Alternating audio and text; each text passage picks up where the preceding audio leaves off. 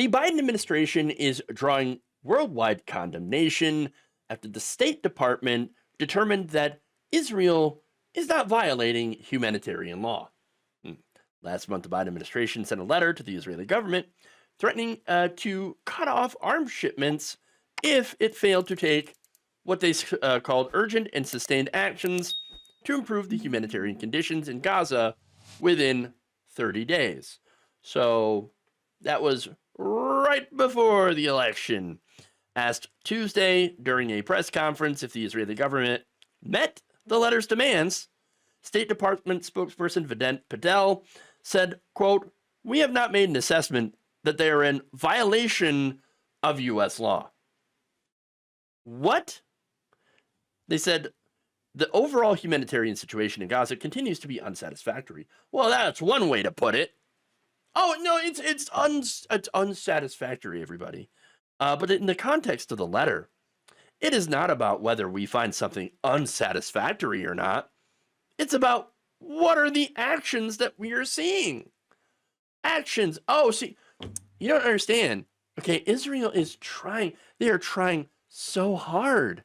And we find it unsatisfactory. But they're trying. Okay, so just give them a break, okay? By the way, here's another $9 billion worth of weapons. Wait, what? Oh, it gets better. Patel also insisted that the Biden administration is, quote, not giving Israel a pass. Oh, really? Really? Oh, yeah, no, we're not giving a pass at all. Why do I not believe them?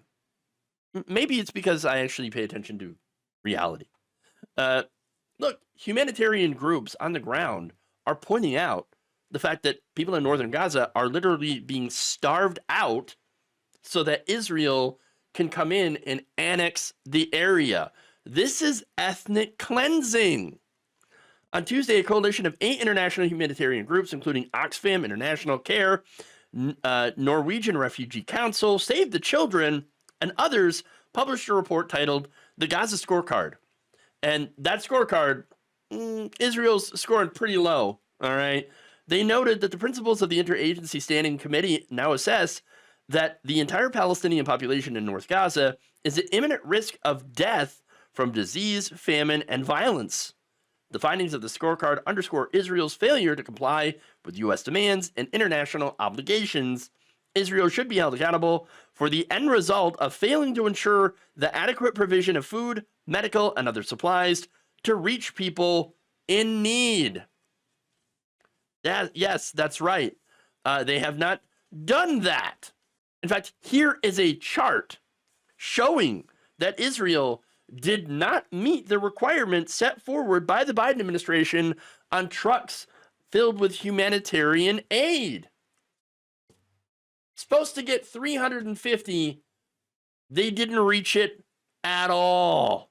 And in April, a leaked memo revealed that officials at the United States Agency for International Development warned Secretary of State Antony Blinken that Israel was breaking the law by blocking aid from entering Gaza. Another leaked State Department memo raised serious concern over Israeli noncompliance with the humanitarian law and went after Israel's claims of legal U.S. weapons use as neither credible nor reliable. Reed Girar, advocacy director at Democracy for the Arab World Now, said this, quote, while Israel manipulates the U.S. by allowing some aid trucks into other parts of Gaza in the days leading up to the deadline, the performative act did not bring any humanitarian aid to the besieged northern neighborhoods of Gaza, the ones that they're trying to starve out so they can come in and steal the land. In fact, look, even more concerning, no forcibly displaced Palestinian from the northern neighborhood of Gaza has been allowed to return home.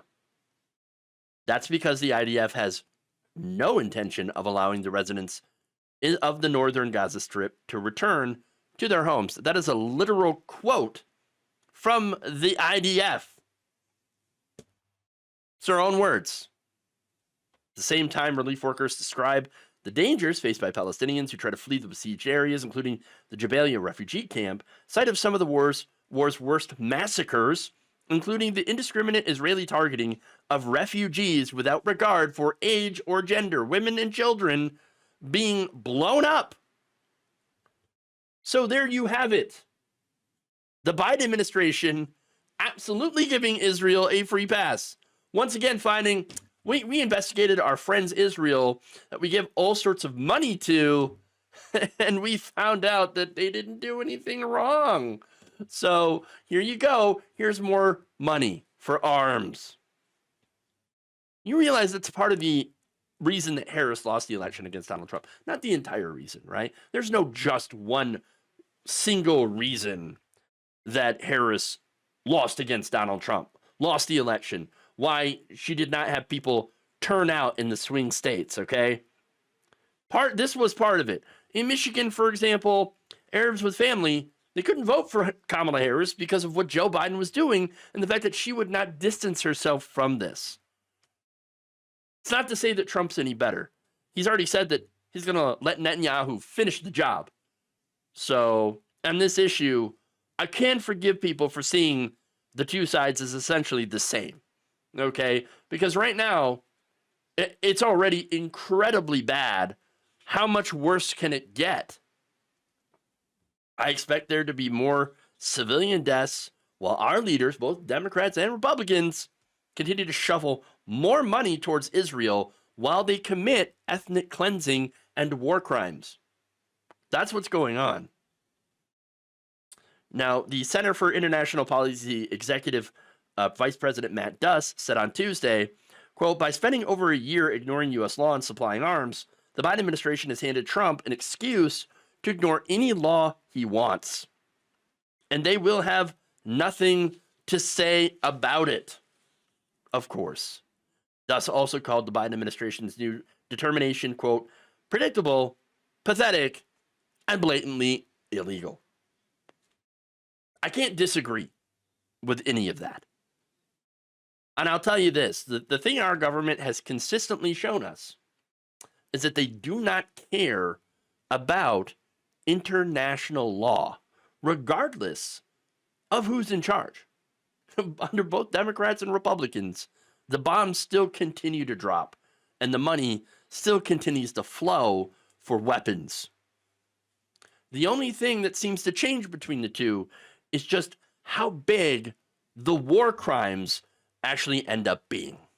Thank you for watching. If you enjoyed this video, please like, share, subscribe, hit the bell icon in order to get notified whenever a new video is released.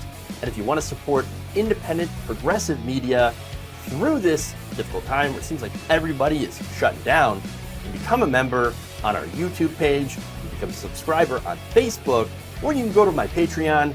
It's patreon.com/Jeff Waldorf. Thank you.